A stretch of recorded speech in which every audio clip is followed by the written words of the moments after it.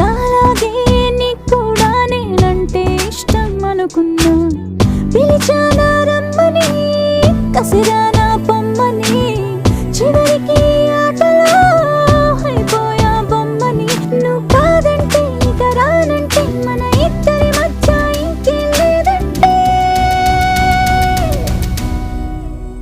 నేనేమైపోవాలి, నిన్నేమనుకోవాలి, ఈ మనసుని తిట్టాలి ఈ క్షణం.